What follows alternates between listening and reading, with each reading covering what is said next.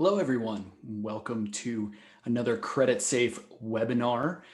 My name is Nathan Kolb. It is my privilege to be your host, and I am looking forward to our discussion today, where we will be just talking about how to leverage data and business intelligence for growth and how all of that works. So before we jump into everything today, before we jump into the topic at hand, what I would like to do is talk just a little bit about how we run things on these webinars in case you are not familiar with it or you haven't been to these before. What happens is we want to have a discussion with you. We don't want to talk at you or to you. We want to have a discussion with you. Because of that, we have the question and answer set up open at all times.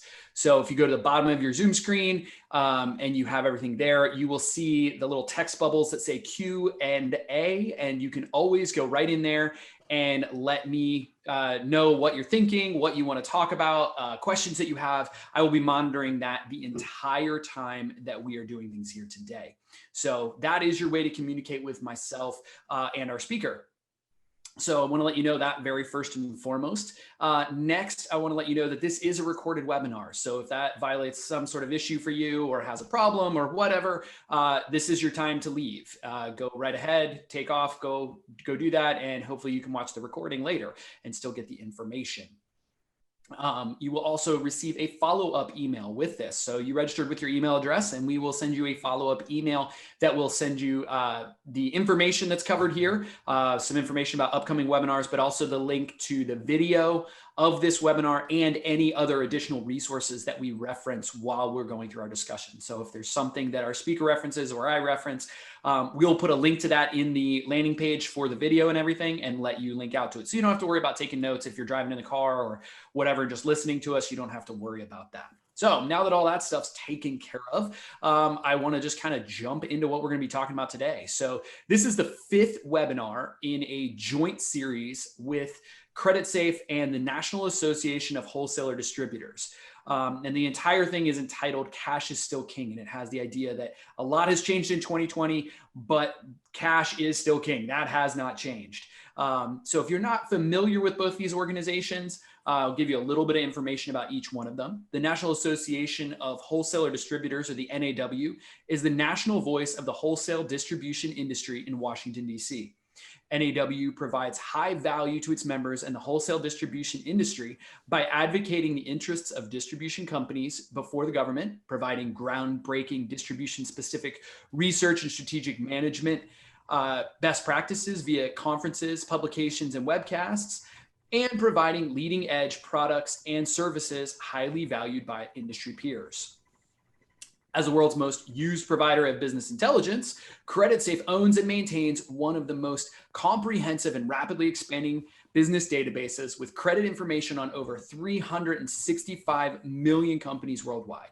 They're changing the way business information is used by offering a collection of products and services and solutions that help companies leverage their domestic and international credit reports, company data, principal information, domestic and international judgments, and credit scores to make smarter business decisions.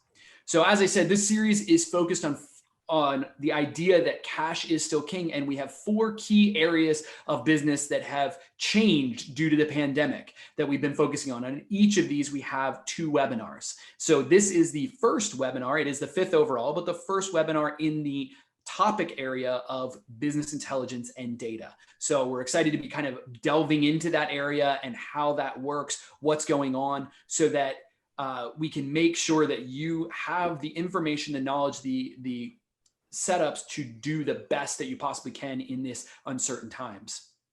To do that, we have a consummate professional and wonderful speaker today.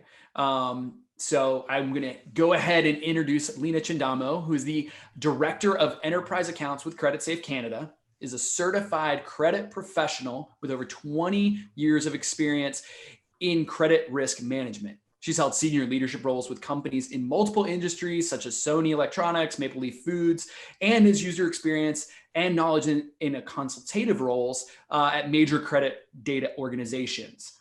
She is a national director for the Ontario region of the Credit Institute of Canada and has held the position of chair of the National Credit and Financial Executive Forum, a nonprofit organization focused on networking and education for credit professionals. So if you're in the credit profession, my guess is you already know Lena, and I didn't need to say any of that, and you could probably expand on that.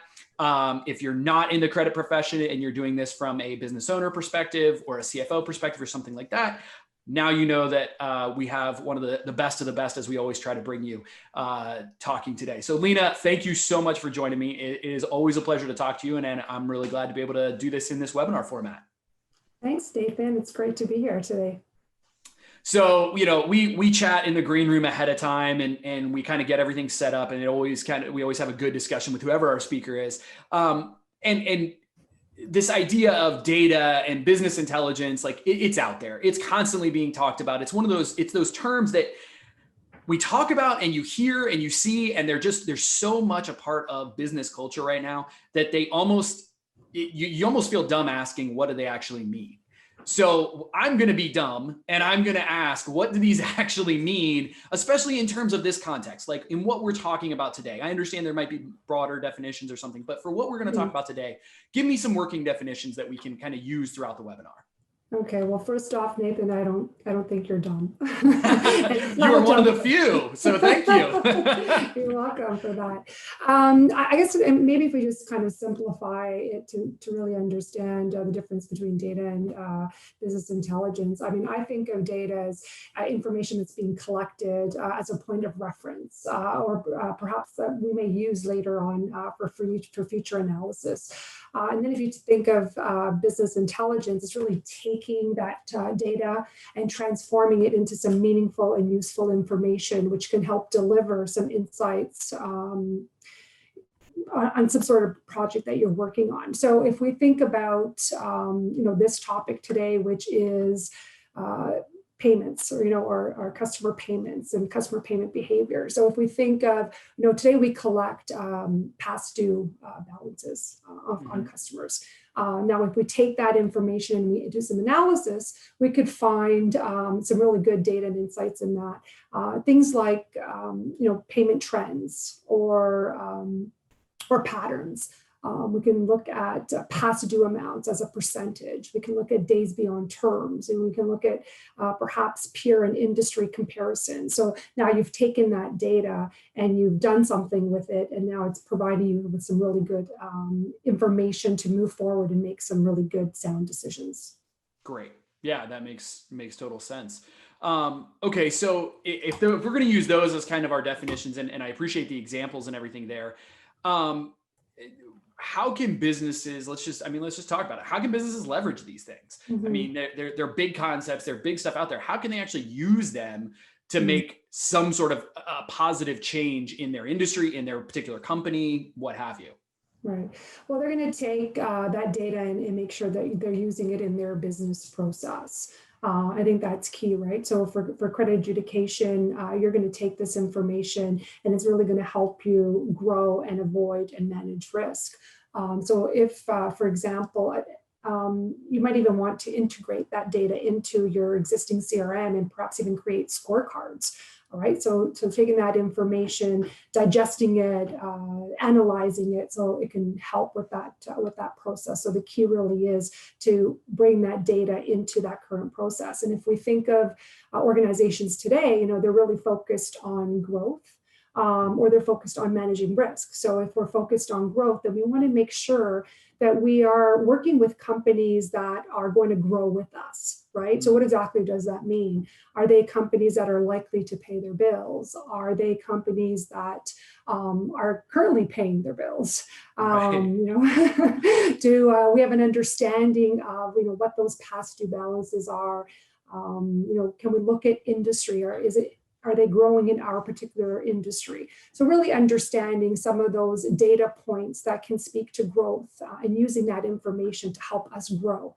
And then if we look at risk, right, you're really looking for red flags. Like, what are those red flags or those indicators that are going to prevent companies from doing well, right? So if you're going to look at, again, the aged receivables, right, the percentage that's past due, are those buckets climbing? Is that an indication that maybe something is just not right, or they're struggling financially?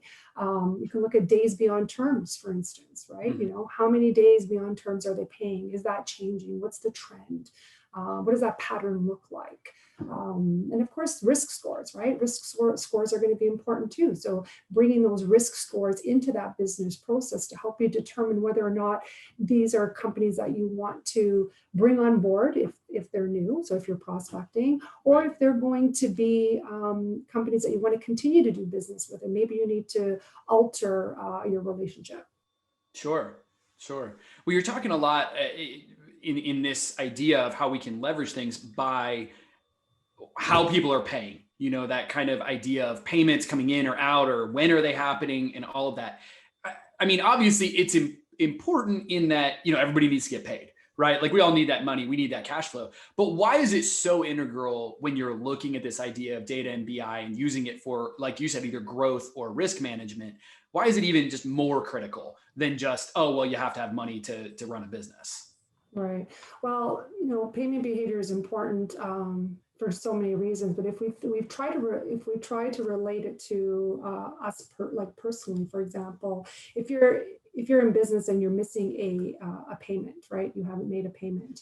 All of a sudden, that's going to have an effect on your credit score. The same way it would for you personally. If you don't pay your utility bills, you missed your telephone bill, it's gonna have an impact on that score. So that's why it's important to make sure that as a company that you're paying your bills on time. And if I am a credit manager and I'm evaluating a new business, I want to make sure that that's exactly what they're doing, is that they are paying on time, right? It really tells us a lot about our customers and their ability to pay, and if they're going to pay. It can help us determine, the likelihood of non-payment or perhaps even bankruptcy, right? So looking at those patterns and those trends that indicate slow payment and whether or not, we should be concerned. We can also understand industry specific information, like is it a particular industry maybe that, they're paying slowly. And so is it the industry that I'm in? Are they paying that particular industry worse than perhaps another industry? So these are the kind of things you want to understand. So I think it's really critical to have a process that includes third-party data, right? By third-party data, I mean data that's coming to you from a bureau, because it's going to give you that additional element of information. A lot of times, unfortunately, we think that our data is key, right? Having your own data, your own experience, right? And all of a sudden, everything is kosher. I'm getting paid the way I want to be paid. There's no issues here. But you could potentially be missing those warning signs that maybe someone else is getting. So not having that third-party data is significant because you could miss out in those laxed payments, for example. Right. Yeah. Not understanding the full picture. You're only understanding what they're doing with you at best. And is this, I mean, you're talking a lot in the past, and, I guess I'll ask the kind of the when question. It makes sense that, okay, this is in the past, and it does forecast some future stuff. But we're in 2020. I mean, we're in a vortex that just doesn't seem to end. Right. Is this still something that's important, or have we just thrown all that out the window?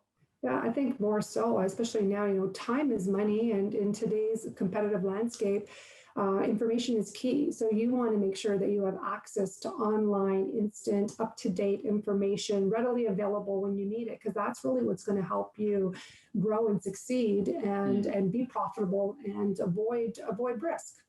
Right. Okay. Right. So if you think of your business process, for example, I mean, there's times when you would consider, payment behavior. So when it's important, right? So think of prospecting, right? You have a sales team. They want to bring on some new customers. Perhaps it's a good idea to vet those customers first, right? Let's make sure that we're prospecting good customers, or customers that are going to pay their bills, or they're customers that are going to grow with us, and not kind of pull us behind. So once you have that good list of prospects and those companies that you want to go after, now you're going to onboard them as a new customer. So doing your know your customer checks, right? Payment behavior is going to be important. Understanding, how they pay their bills so that you know what to expect. And then also during a review process. So now you've prospected your customers, you have established a relationship. Now you want to, manage that relationship. So you want to perhaps do reviews, monitor activity, make sure that you're not getting any alerts or any negative information that, could perhaps change things. So again, you're going to be looking at payment behaviors and trends to see exactly how they're performing. So reviewing customer payment behaviors really helps you to determine if you want to engage in that customer to begin with, and if you want to continue to do business and be profitable with that company and avoid risk. Okay. And folks, like I said at the beginning, just feel free to kind of jump in if you have questions or you want to, add something to what Lena's talking about. I don't want you to feel like you can't, since Lena and I are just talking back and forth here. But so how do you know, when you're putting this all together, that this is the type of customer that you either want to do business with, or you want to continue in business with, or continue in the same type of business? You've kind of mentioned those three different levels. So how do you know? Okay, I have the information, so what now, basically? Well, I have this crystal ball. Oh, okay. Well, great. Hey, so everybody should just pay you to get access to the crystal ball. There we go. We've solved the riddle, right? There you go. I wish it were that easy. But really what it comes down to is having a policy around, credit adjudication, right? So what is your risk tolerance, your organization's risk tolerance? And, if you don't know what that is, or you don't have a policy around a risk, then it's something that, you should be discussing with your senior level management in the organization to make sure that you can set those guidelines for what or for how to establish credit limits. And then also establish a policy around how to review and monitor those existing customers, right? Because it's really important to make sure that they stay on cue, right? They continue to perform the way you want them to perform, or to perform within that policy that you've set. If you think of, traditionally, companies would establish credit by going out and getting trade references. Sure.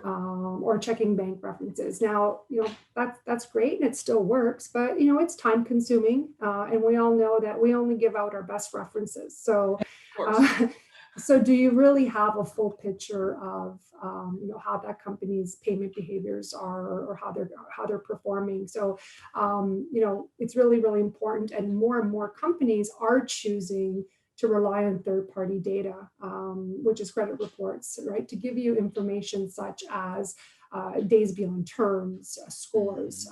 It looks at predictive analytics, like likelihood of a company paying you, or likelihood of non-payment, or likelihood of bankruptcy, right? You really want to understand those things. But it also gives you things like credit limit recommendations. So if you're unsure of how to set up the limit, or how much credit to grant, then you have information that can help you do that as well. The other nice thing about credit reports is, we talked about references and going out and getting 3 references, but on a credit report where you get multiple sources of information, and I'm talking, hundreds of thousands, maybe not thousands, but hundreds of sources of information that's being collected and compiled to help, with the scores and make some of that decisioning. Things like, public filings, adverse media, collection data, all of that is really, really important. It helps you to make more efficient and strong decisions. Right. And then once your credit is established or granted, now monitoring is key, right? So again, we talked about, and I keep bringing this up because I, feel strongly about the monitoring, because I know, it hasn't probably in the last, I would say 10 years, is that's probably taken, more of a lead role within credit departments, is keeping on top of your customers and their performance. Because unfortunately, businesses go through cycles. It's up and down, right? There could be times when things are great, and then there's times when things are not so great. So you don't want to miss those alerts. You don't want to miss those warning signs. And if you receive them, you have to adjust accordingly. Right. So Right. in my opinion, it really is about having the right tools in your toolbox to be able to make you successful. Okay. So we have a couple of questions in here, and I had another question that I wanted to add to one of these questions. So we're just gonna keep rolling here. Okay. But this idea, the question is, what various options do you have to conduct a credit review? And then I want to kind of add a secondary question on that, is how often should you do that? So, what are the options you have to conduct a credit review on a company or in an industry or what have you? And then how often should you be doing that? Right. So we talked about, the traditional sense, getting the credit application and doing the reference checks and the bank checks, right? That might be a starting point. Perhaps pulling a credit report, and which is going to have a lot more information than your 3 trade references in your banking, and really reviewing that. And this could really become a whole webinar in itself, in reviewing the credit report and the type of information that's on there. So, that would be the process, is to go through and review the credit report and determine whether or not it's a company that you want to do business with. Okay. And how often should you be doing something like that?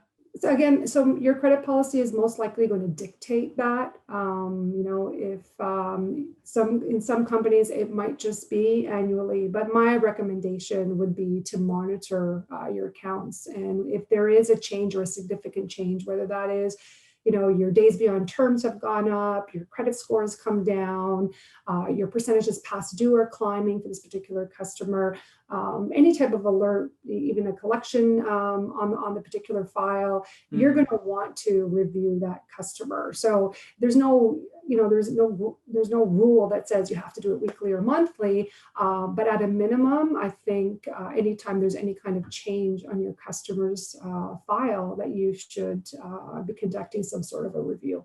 Gotcha. And how is this data being compiled? I mean, you've got all this stuff coming in. There's all these different things. If I can't pull it as company, XYZ, how are you getting it, and how is that helping me? Right. So when you say you're referring to CreditSafe. How's CreditSafe getting the data? Sure. Yeah, let's talk that. I mean, in general, you can speak, right. In general, the bureaus, yes, CreditSafe does it, similar to everybody else, but kind of in a generally, manner, how are we getting this data? Right. So the data is coming to us through contributors or partners, right? So companies who are conducting business are supplying us with their trade data. That trade data is being received and integrated into a company file or into a report. Right. So that information is really what drives the analysis, right? Again, we think of it as, the data, the key points of reference that we're going to then analyze and use business intelligence to deliver meaningful insight. So, the end result will be a report that's got some really good key indicators on there on how, a business is performing, and then you can determine whether or not you want to do business with them. So, I'd really, I'm glad that and I don't know if that was you who brought that question up or someone brought that question forward, but I think it's really important that credit managers and businesses out there supply their trade data to companies, like CreditSafe. So we've all established that data is key, and that without it, we can't really make sound decisions. So it's important to submit that information for so many reasons. There's just so many benefits to doing so. I mean, for one, you're reciprocating, you're using that data to make decisions. So now you want to be able to supply your information so someone else can make those sound decisions as well. So you're also helping companies grow. If you think of, the little guy who just started his business, he probably doesn't have a whole lot of credit out there. So in order for him to get credit, he's going to need companies supplying that information so that he can establish some credit and continue to grow his business as well. Sure. It also gives leverage, right? So now, if I'm supplying data and a customer is not paying me, I can let them know that I'm going to be sharing their payment behaviors with everyone else, and that all of a Right. sudden entices them to pay sooner. And lastly, it really reduces costs and the time spent on references, right? So we talked about Right. references. Yes, Yeah. it's still a good way to get information, but using a credit report, you just get so much more information, and will probably give you a much better picture of how that company is performing. Right. So I'm just going to keep rolling with these questions and keep asking them, guys. If you're out there and you have another question, please don't hesitate to just keep pushing them in here.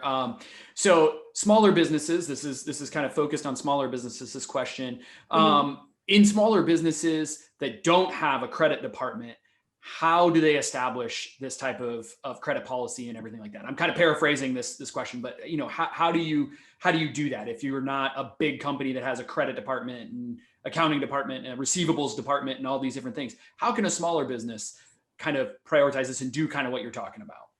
Well, a smaller business, I mean, I don't think the size of the business really matters, right? That Okay. business or that business owner is going to have, is going to know what they can, how much risk they can take on, right? So Right. it's really going to depend again on how much risk they want to take on. Maybe they just want to do business with companies who are low risk, or maybe they don't quite understand risk. So sometimes it's unfortunate, but they're just chasing the dollar. They're just chasing Right.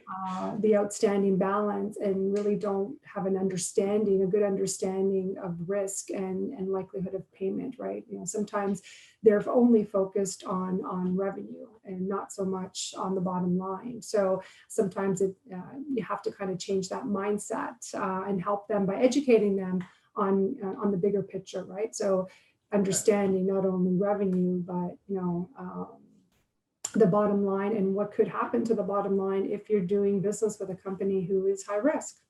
Right. Right. And in terms of growth here, how can companies use this type of information to actually grow their sales, their market share, that type of thing? Right. So I think I mentioned earlier, evaluating prospects, right? You want to go after companies that pay their bills, have a low credit risk, that are a low credit risk, have good credit scores, because they are the companies that you can potentially grow with, and really understanding too, the industry that they're in, and where you fit in within that industry. So a lot of times on credit reports, you can see the accounts receivable data broken down by industry. So if you focus on your particular industry, and you can understand the dollars that are out there, and how significant your business is to that business, can really help you to determine whether or not you can get significant market share from that customer. Right. So kind of matching to those other customers you already know that are good, and pulling Correct. that type of thing, and doing that. Comparisons, absolutely. So if you see a company that is not doing well, is that an automatic don't do business with them, or how do we handle that?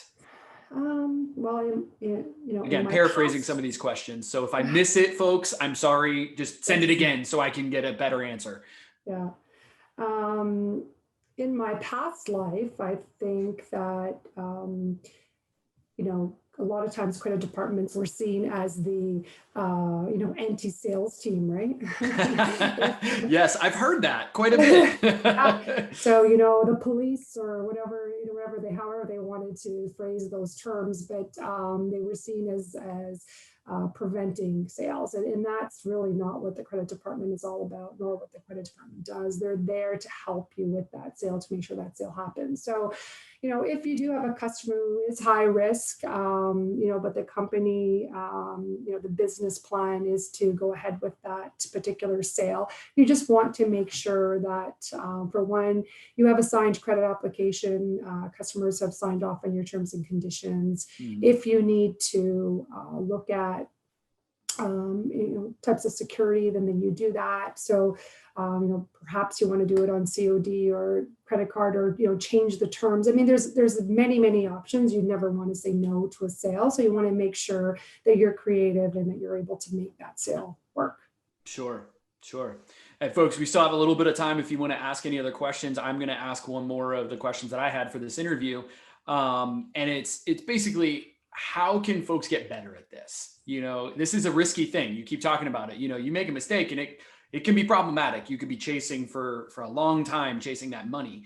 How can folks get better at this and stay within their risk tolerances and stay within that risk profile? How can they build their knowledge and their ability to use this stuff to get even more sophisticated and have a better setup in this idea of a credit policy that will allow them to grow through their credit? Mm-hmm. Well, establishing the credit policy, really understanding, where you want to go and how you want to grow, for one. Okay. Pulling credit reports and doing some of your own comparisons, right?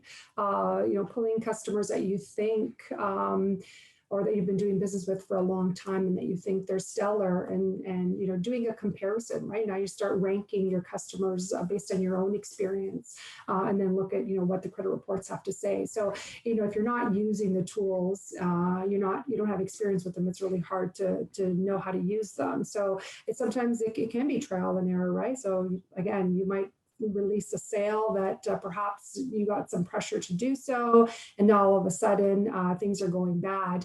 So you might want to take that as a learning and use that as a comparison for future. Pull a credit report, have them as the one that's kind of stuck up on the board, and then as new companies come in, you pull your credit report and you do that comparison and say, how is this company similar to that? Because if you think of things like predictive analytics and likelihood of companies filing for bankruptcies in the background, that's really what the models do, right? They look at the bad companies, or the companies that haven't performed very well and that have failed, and now we match them up against those companies that are out there in the universe, and we do that comparison. And how are these like those companies? Right. Sure. Similar idea. Yeah. So it's that, comparison of we've known that this has happened in the past, therefore it is likely to happen again in similar situations. Correct. Yeah. So that makes a lot of sense. Well, it looks like we've covered all of my questions. I know that, and it doesn't look like the audience has any more, although they did give us some good questions there for a bit. So I want to say, first of all, thank you, Lena. I appreciate having you here. Thank you to all you folks for being here with us. And this webinar series is going to continue for the next few weeks. Our next one is actually talking about the same subject area, but from a practitioner's perspective. So a credit manager who's doing this day in and day out.